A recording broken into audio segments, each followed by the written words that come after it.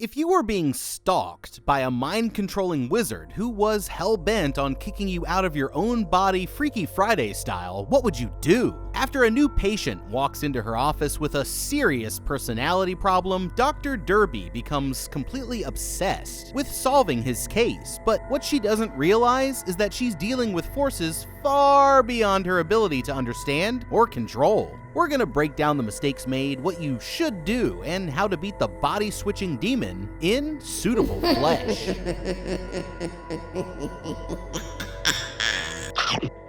This doctor is about to have the most insane experience of her career. Down in the basement of a hospital, psychiatrist Dr. Daniela Upton stops by the morgue to take a peek at a badly disfigured murder victim who was recently brought in. She normally only sees the live ones, but this case is just a bit different. The killer is actually her best friend, Dr. Elizabeth Derby, who's being held in the hospital's psychiatric ward at that very moment, or at least that's what everyone thinks. Danny goes to visit Beth in her cell, where she finds the woman maniacally talking to herself about the attack. She's dismayed to hear that the body hasn't been completely destroyed, and is still terrified that the dead man can get her, insisting that this time it will be permanent. As a psychiatrist herself, Beth knows that it must look like a psychotic breakdown, but she swears that she's completely sane, and she's going to try to make Danny understand what really caused her to snap into a violent killer. The real story begins a few weeks earlier, when Beth's life as she knew it was suddenly turned inside out. After wrapping up a session with one of her clients, Beth is suddenly startled by a jumpy young man in her waiting room who's desperately looking for her help. After thinking it over, Beth tells him to step into her office, but that was her biggest mistake. Taking a seat, he introduces himself as Asa Waite, a student from the university. Just then, they're interrupted as Asa gets a mysterious phone call. He explains that it's his father, who apparently wants to take over his body, and starts pleading with Beth to come home with him, seeming terrified to face the man alone. The phone won't stop ringing, and when he's no longer able to resist, Asa reaches into his bag and answers the call. All of a sudden, Asa falls out of his chair and begins convulsing on the floor, as if he's having a violent seizure. The attack stops as quickly as it began, and Asa slowly regains his composure, but it's immediately clear that this isn't the same person who walked into Beth's office a few moments before. He doesn't seem to remember anything about their conversation, and is suddenly acting extremely vulgar and narcissistic, like he's doing an impression of Tobey Maguire after putting on the symbiote suit. I'm gonna put some dirt in your eye. Still, Beth continues to take the clinical approach and insists on helping him, even offering to waive the fees and giving him her personal phone number. Rising from his chair, Asa takes a moment to get uncomfortably close to her before suddenly leaving the office with the vague and not at all threatening suggestion that one day the two of them might meet again.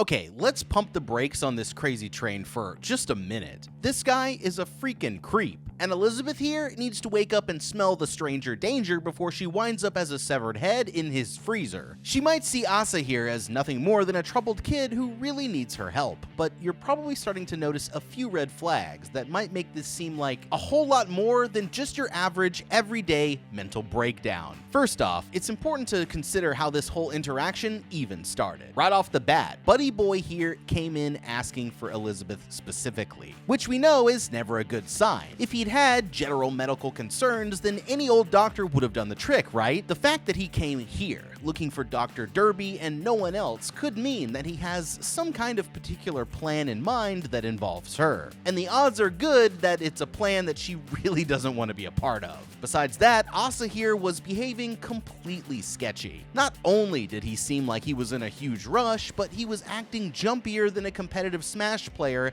at a shower convention. His constantly bouncing legs, continuous hand wringling, and slumped over almost defensive posture are clear signs of someone who's extremely nervous, and from a purely survival-focused standpoint, we have to wonder what exactly he was so damn nervous about. And while that's something that you might expect from someone going through a severe mental health crisis, it's what happened next that made things even more concerning. Asa here came in terrified of his own shadow and looked like he couldn't fight his way out of a brown paper bag.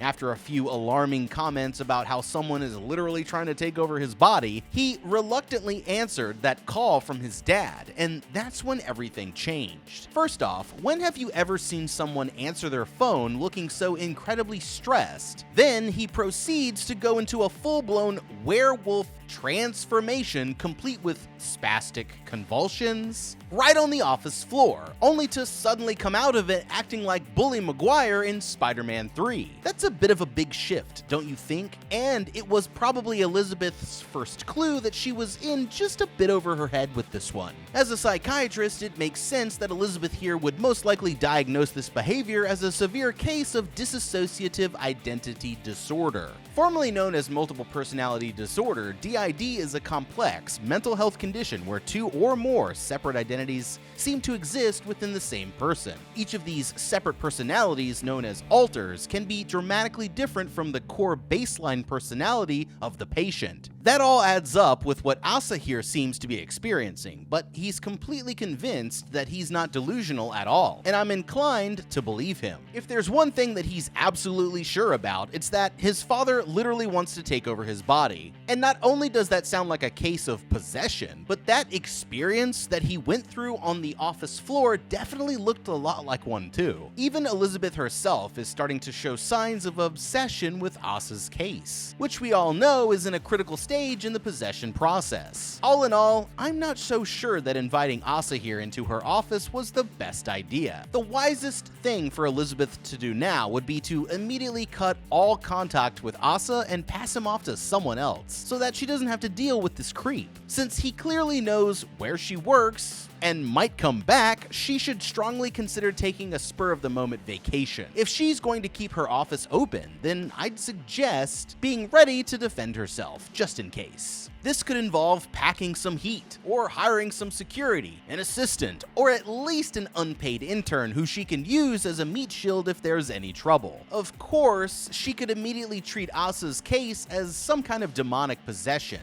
and take the appropriate steps to work it out. But no one, especially not a doctor, would jump to that conclusion just yet, even if he is acting incredibly strange. As for Asa, the solution here seems simple enough. He should have never answered the phone or just hung up when his father started saying the magic words. The only explanation for why he didn't immediately spike his phone into the wall is probably that he was under some kind of mind control, which would also explain why Elizabeth here was so nonchalant about him violating her personal space so badly. And soon enough, we're going to find out just how true that really is. It won't be long before these two run into each other again, and next time is going to be even more insane than Elizabeth could possibly imagine. Yo! Come in close for just a second. I want to tell you about our good friends and today's sponsor, Exter. Yeah, they make those fire-ass wallets you've been seeing all around the internet, huh? Exter offers a variety of stylish and sustainable wallets, bags, and other dope accessories designed to help you get more out of your day. Right now, I'm rocking one of their most popular products, the Exter Parliament Wallet. And seriously, I use this every day. This bad boy combines style and security. It's made from premium environmentally certified leather, so you can look good and feel good about your carbon footprint. The Parliament Wallet offers plenty of space for up to 12 cards and cash, all protected by Exter's state-of-the-art RFID blocking technology. This technology shields your cards from unauthorized wireless scanning, keeping you secure from any dastardly villains who might try and digitally pick your pocket. The Parliament Wallet comes in a variety of colors to match your unique style. And with Exter's line of exciting accessories, you can have all of your new gear match for one dope look. Exter has been offering their state-of-the-art gear for 5 years now, and to celebrate their anniversary, they're having a sale. Use my code HOWTOBEAT and you will get an additional 5% discount on top of any current web sales. Just visit the link in the description already and check out Exter. Seriously, y'all, don't miss this opportunity to upgrade your everyday carry with a stylish and secure wallet from Exter. Head on over to the link in the description and get your new gear today. Later that night, Beth can't seem to get the experience with Asa out of her head, obsessing over it because she believes that it could be a breakthrough case. The next morning, while Elizabeth is heading off to work, she suddenly remembers that Asa had told her his address the day before, and gets the urge to go check it out. It's more like a compulsion than anything that she has personal control over, as if she were being sucked in. But even though that she's aware that it's strange, she feels powerless to resist. From the outside, the place looks just like any other house, but as she gets closer, she notices that the windows are all strangely covered up with old sheets of newspaper. There's no answer when she knocks at the door, but somebody happens to have left it unlocked, so Beth here decides to let herself in. Cautiously looking around, she makes her way through the empty and silent house until she eventually finds herself in a dimly lit library, where an old man is sitting hunched over at a large wooden desk. It's Asa's father,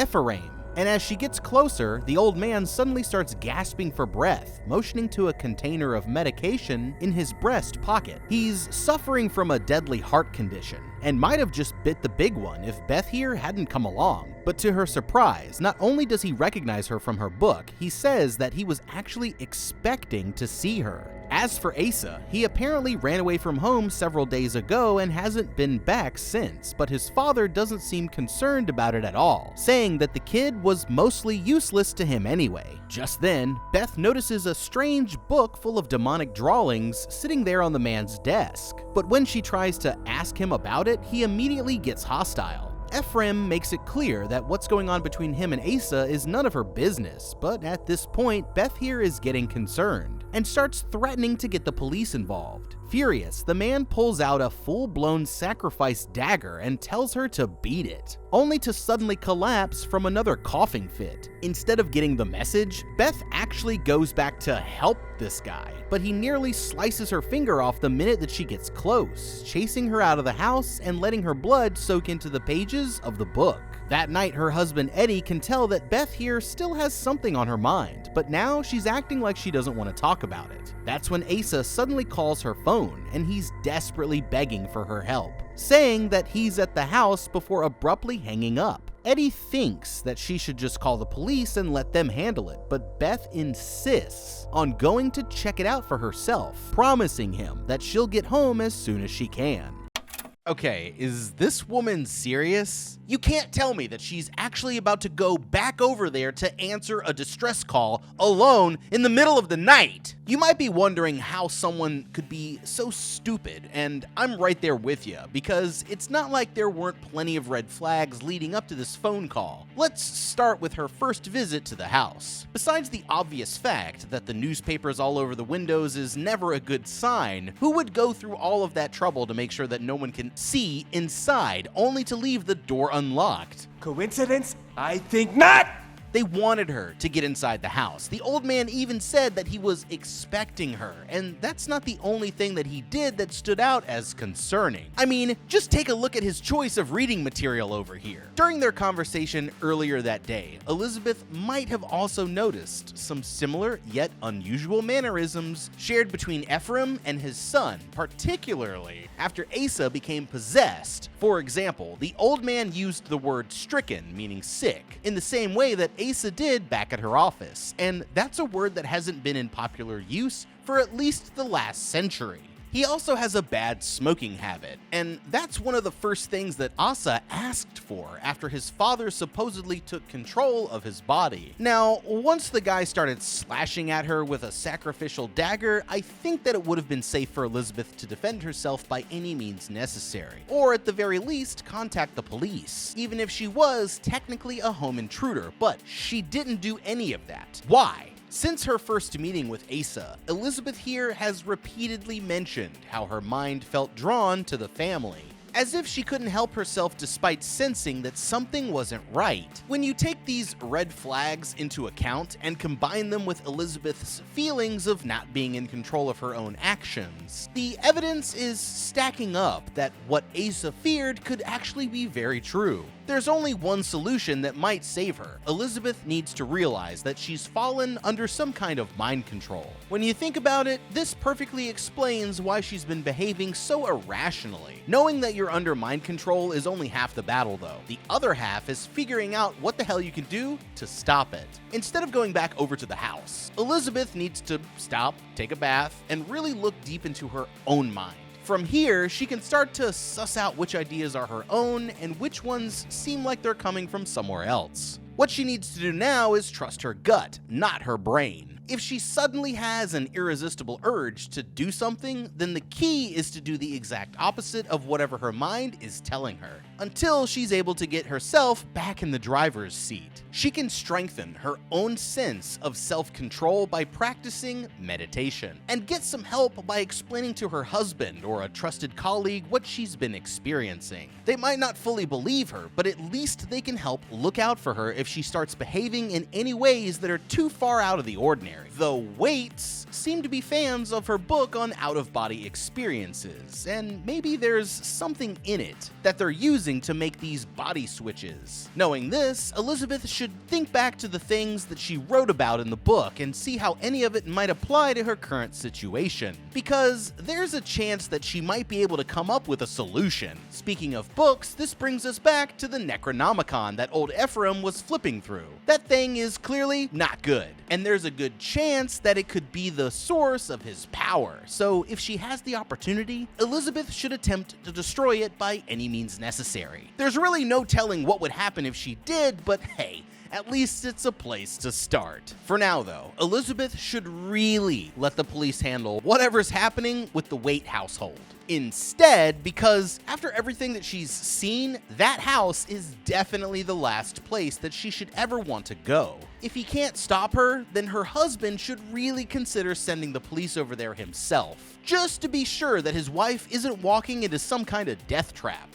Since she's not able to control herself, Elizabeth here is about to have the most horrifying encounter that she'll ever experience. And when it's all over, nothing about her life will ever be the same. Rushing back to the house, Beth immediately runs inside without a second thought. There's no sign of Asa, but she finds the old man lying on the floor in the middle of the library, with a look on his face like he's just seen the Grim Reaper. It seems like he's having another heart attack, but this time she can't find his medicine. And when Beth tries to call an ambulance, Asa suddenly comes running in and chunks her phone straight out the window. Grabbing the dagger, Asa starts insisting that his father needs to die, swearing that it's the only way to save himself from what's about to happen. Elizabeth manages to talk him down before he can go through with it, and she forcefully takes the medication back to give some to the old man, but she has no idea that she's actually making a huge mistake. Checking for a pulse, Beth discovers that the old man is dead as disco. But that's not good enough for Asa.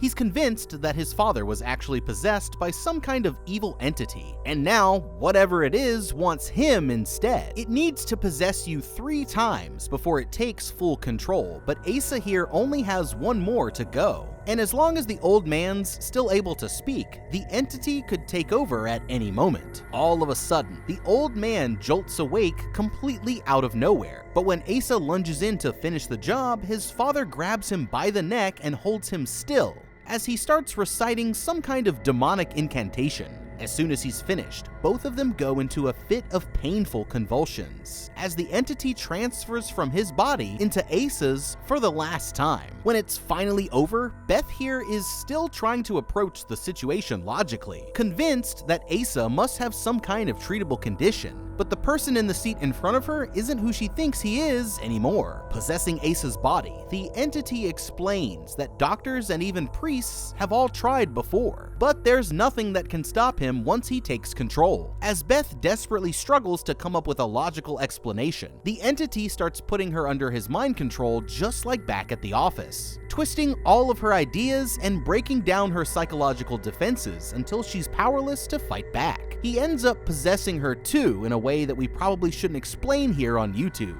Asa recites the spell, causing Beth's consciousness to slip into his body, while the entity is taking her for a test drive instead. Worst of all, the entity quickly discovers that it likes being in control of Elizabeth much better. But lucky for her, the first possession only lasts a few seconds. Before she can even fully wrap her head around what's happening, the entity is forced out of her body and back into Asa's. But now she only has 2 more possessions left before she loses control of herself forever. Suddenly, they notice that the old man's body seems to have disappeared while they were, you know, and the entity rushes out of the room shouting, "Asa, come back here!" while he's gone. Beth takes another look at Ephraim's book full of demonic images, but gets jump scared when a drawing of Cthulhu's eyes start to glow red, causing her to notice something strange when the book hits the floor. Pulling back the rug, she discovers a mysterious trap door hidden underneath.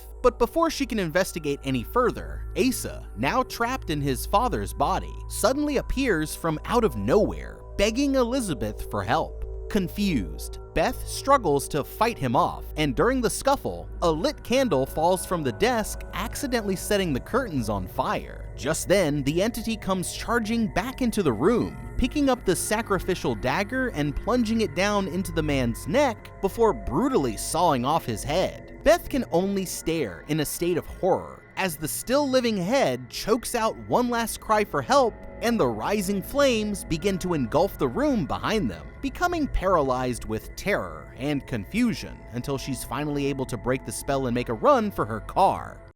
Okay, what the hell was even that? Earth to Elizabeth, I'm no Sigmund Freud here, but the last time that I checked, I'm pretty sure that this is like the exact polar opposite of what a psychiatrist is supposed to do. The truth is that you never should have even been in this house in the first place, but now you've cheated on your husband, basically helped kill a guy, and fled the scene of a crime while the entire house was going up in flames. There's only 3 words that are fit to describe a debacle of this magnitude. Elizabeth, you f***ed up. Now, like we've mentioned twice now, the red flags were all there, plain as day. Asa tried to tell you from the very beginning what was up, but you were just too smart to listen, weren't you? Maybe you needed someone to literally spell it out for you. Alright, but even after seeing the actual Necronomicon with your own 2 eyes, you still weren't getting it. Sure, the average person can't exactly read whatever language it's written in, but the pictures should do a pretty damn good job at getting the point across. And if a kid tells you that his father is trying to possess his body, only for you to find out that the old man's been reading stuff like that, it sure does add a bit of credibility to what the kid's been saying, wouldn't you agree? After arriving at the house, you yourself confirmed that the old man was dead, like dead. But then he gets up and starts reciting some kind of demonic chant. After everything that you've seen, that's your signal to dropkick his ass back to the Great Depression before he can finish the damn spell. Don't just stand there and let the evil entity take over another body. At the very least, you need to get the hell out of there before the thing comes after you next. And I would have personally been halfway down the block by the time that they were even getting off of the floor.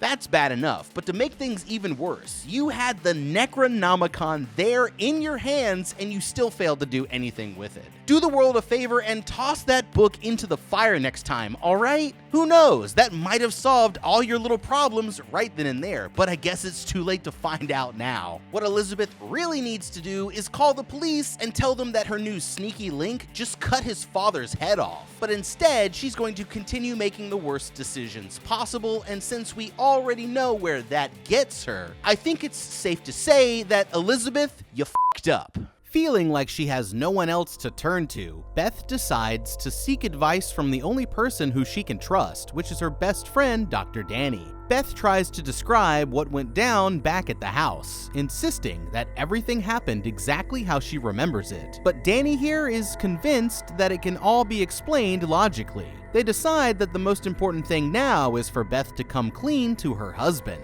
but they have no idea that the real insanity is only just getting started. Beth arrives home feeling nervous for what she has to do, but that's when she notices an undercover police car parked in the street in front of her house. Inside, she finds her husband in the kitchen, along with a local police officer and detective. They're following up on the incident at the Waite House the night before, and happened to find her cell phone lying out in the yard during their investigation. According to the detective, they were able to speak with Asa, but his father wasn't around, and he claimed that the man had been missing for several days. As they're getting ready to leave, the detective abruptly stops in the doorway and turns around to ask Beth about the emergency phone call that she made the night before, saying that someone was having a heart attack. Thinking quickly, she's able to cover it up by explaining that she'd mistakenly called for Asa, who was only having a panic attack, and although the detectives seem satisfied enough with her answer, it's clear that she isn't completely off the hook just yet. Now that they're alone, Elizabeth is finally forced to admit what happened to her husband. He takes the news about this as well as you might expect and storms upstairs heartbroken to have some time to think over everything for himself, leaving Elizabeth with nowhere to go but back to her office. Exhausted, Elizabeth passes out on the couch, where she spends another sleepless night tormented by the relentless visions of Asa pursuing her. Feeling guilty, she calls Eddie the following morning and tells him that she's coming home, promising that she'll do whatever it takes to make it up to him. Elizabeth arrives home before her husband after closing her office for the day and immediately heads upstairs to start cleaning herself up. Meanwhile, the entity, while still in control of Asa's body, descends into the dungeon under the library and handcuffs himself to a pole before calling Elizabeth's cell phone. Although she tries to resist at first, Elizabeth eventually answers the phone thinking that she's going to confront him. But what she doesn't realize is that this is exactly what he wants. Instead of offering her any answers, the entity only mocks Elizabeth for thinking that she could have any control over the situation, before abruptly reciting the spell for a second time. Suddenly, Elizabeth collapses to the bathroom floor as the entity transfers out of Asa's body and into hers once again. With the transformation complete, he's now in total control of everything that Elizabeth does, leaving the real Elizabeth trapped inside of Asa's body down in the dungeon. It isn't permanent yet, but once this round is over, Elizabeth will only have one more chance to stop him before she loses control forever. Panicking, Elizabeth starts desperately trying to escape, but no matter how hard that she pulls, she can't get the handcuffs to budge. That's when she notices a rancid smell coming from somewhere in the darkness and decides to grab a nearby lamp so that she can take a look around. What she sees is not good. Lying in the corner at the far end of the room is what used to be a person, now nothing more than a decaying pile of oozing flesh, and next to it, a demonic-looking tapestry with some kind of cycloptic starfish in its center hangs on the wall, and it's sure as hell starting to look like a lot more than just her imagination after all.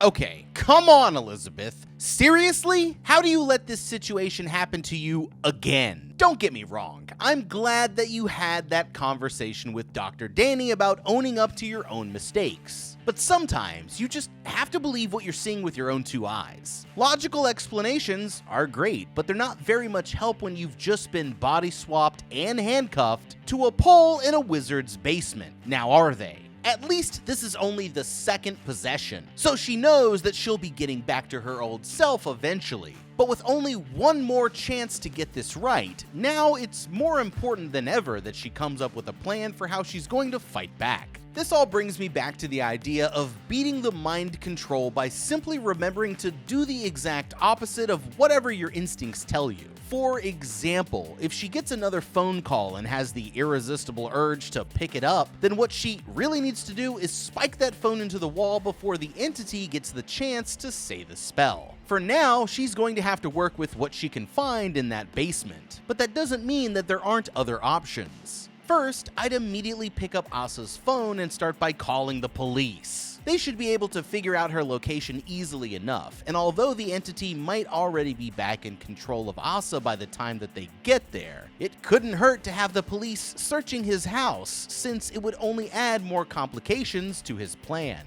In the meantime, all that's left to do is try to escape. The entity wouldn't have handcuffed himself down here with no way to get out, so first, I'd start by looking for a key. After I was out, I'd search the house for any evidence that might help to prove my story, and take pictures of it with Asa's phone before sending it to myself so that I'd still have access to it when we switched back. Once she's back in her body, Elizabeth is going to need to make a critical decision. Should she try to run or try to fight? Running seems like a good plan, but what's the end game here? Just wait until he finds someone else to go after? It works, but it's not the best solution. When it comes to fighting back, that's going to be a lot riskier, but also might end with the best outcome. There's a few options that she could take here.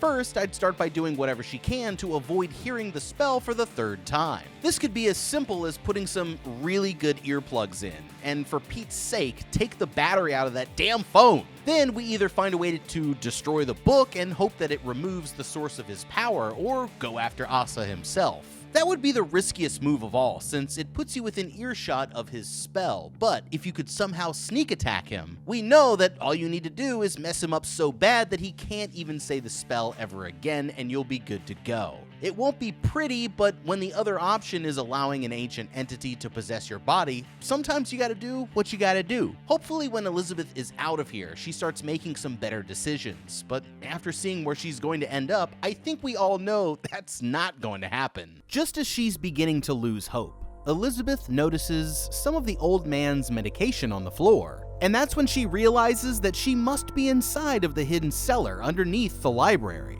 Thinking quickly, she grabs Asa's phone and decides to call her friend Danny, explaining to the woman that she's in serious trouble and needs help right away. At first, Danny isn't buying it, but Elizabeth is finally able to convince her by saying things that only the two of them would know, giving her the address and telling her to get there as soon as she can. Meanwhile, the entity makes herself comfortable while waiting inside for Eddie to get home.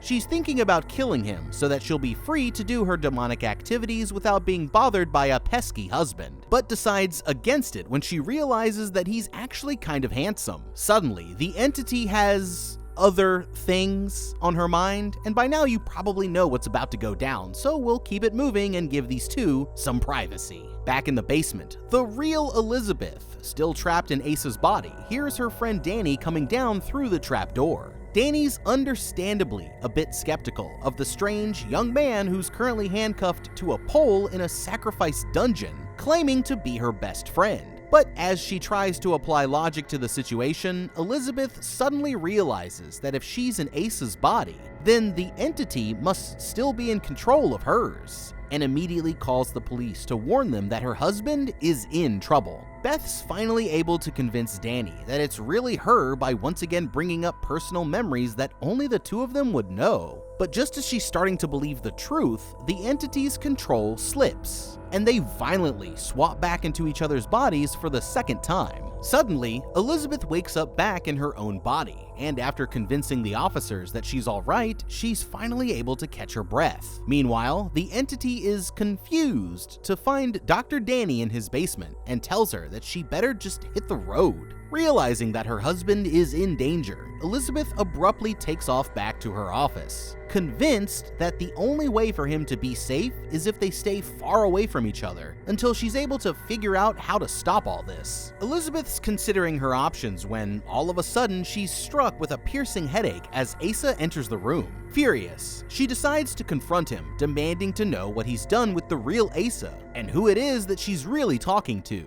The entity laughingly explains that at this point he can't even remember who or what he started out as, and the hard truth is that it doesn't really matter anyway. What does matter is that he wants to take control of Elizabeth next, but he's willing to offer her one last chance to escape if she can beat him at his own game. Pulling the sacrificial dagger out of his bag, the entity says that she can keep her body only if she can manage to kill him before he takes full control. Elizabeth immediately lunges for the knife without hesitation, and that's when she notices that the light reflecting off of its blade might actually allow her to hypnotize him. After a standoff where they're trying to mind control each other, Elizabeth manages to stun him for just long enough that she has the opportunity to jam the knife straight through his forehead. The entity never even saw it coming. He quickly snaps back out of it and begins reciting the spell as fast as he can. Spinning him around, Beth is able to push him out through the open window, causing him to tumble down for several stories until he splats flat on the pavement. But she isn't finished with him just yet. Okay, this looks like Elizabeth's last chance, and she needs to choose her next moves wisely. If she stops right now, then she could probably pretend that this was all an accident so that she won't go to prison. But if she doesn't kill the entity, then she'll only ever be one spell away from completely losing control. She needs to decide what's worse, giving up and letting him take over, or finishing the job, knowing that you'll spend the rest of your life locked up, but at least you'll be the one behind the wheel. Personally, I think I'd know which one I'd pick. If she's going to do it, then the easiest thing would be for her to cut out his tongue. This would render him unable to speak in the most quick and efficient way possible. And if she wanted to, then she could always continue smashing the brain for extra insurance, as long as the local authorities haven't apprehended her yet. The key is to make her decision and make it fast. But as for us, all that's left to do is watch and see how this whole nightmare comes to an end. With the dagger in hand, she rushes down to the parking lot, only to find a badly crippled Asa on the verge of death, but still physically capable of speaking. As long as he can talk, she won't be safe. So she needs to figure out a way to end this once and for all. Thinking quickly, Beth jumps behind the wheel of her car and begins reversing into Asa over and over again, brutally crushing him against the side of the building. Somehow, this freak still wasn't dead, forcing Beth to go at him with the dagger out of desperation. But before she could finish the job, the police showed up and dragged her away, which is how she got to where she is today. As crazy as it sounds, Elizabeth here still insists that what she's saying is 100% true. After hearing her side of the story, Danny isn't sure what to believe, but her friend is still absolutely convinced that she won't be safe until Ace's brain is completely destroyed. Just then, Ace's disfigured body suddenly wakes up mid-autopsy and starts reciting the spell, scaring the crap out of the mortician.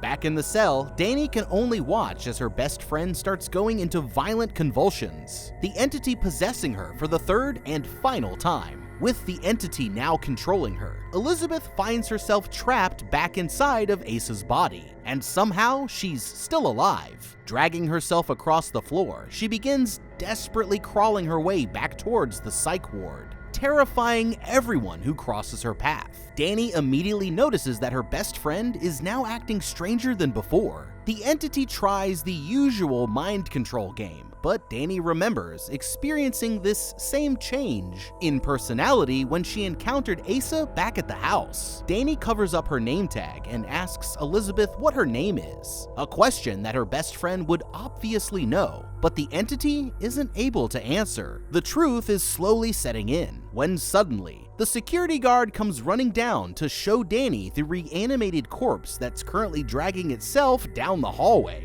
Realizing that this is actually Elizabeth, Danny starts desperately trying to resuscitate her, but she's way too far gone to save now. Furious, Danny storms back to the cell, revealing that she finally knows the truth, and promising that she's going to keep the entity locked up here in the psych ward until the day that she finally dies. Not liking the sound of that, the entity pins Danny to the wall and quickly recites the spell, switching bodies with the doctor before she even realizes what's happening. The security guard steps in as the fight spills out into the hallway, with the two women arguing back and forth about who's the real Dr. Upton. Getting frustrated, the entity suddenly goes for the security guard's weapon, but the real Danny ends up with it after a quick scuffle and uses it to finally put Elizabeth out of her misery. Suddenly, the entity repeats the spell, switching them back so that now she's the one with the weapon. Getting to her feet, she immediately fires at the guard, turning the weapon on Danny, but she's forgotten that it's already empty. Seizing the moment, Danny rushes in and the two of them start to fight again, but before she can finish the job, the entity switches them back for the final time, leaving her trapped inside of Elizabeth's body, while the other nurses rush in to get things under control. In the weeks that follow, Eddie here starts coming to see Dr. Danny for help, but what she doesn't realize is that he's not speaking to Dr. Danny at all. In reality, Danny is locked up in the psych ward, still trapped inside of the body of her own best friend, and the entity is free to continue its reign of terror. without anyone ever suspecting the truth. Okay, look, right, I'm a doctor, right? A straight up doctor. I got my own practice, and there's a protocol. Like, if you want to see me, you got to book some shit in advance. We ain't taking no random patients in the middle of the night off the street. Possession? There's another office for that. Go to the loony bin for that. Oh, your dad's about to possess you? Hell no, I'm not taking this motherfucking meeting. Would you guys have taken the meeting with the rando at the beginning of the movie? Let me know down in the comments what you would have done. Thank you so much for watching. Leave a like and subscribe, and check out that How to Beat playlist for more videos just like this one. I'll see you guys in the next video, and have a damn good day.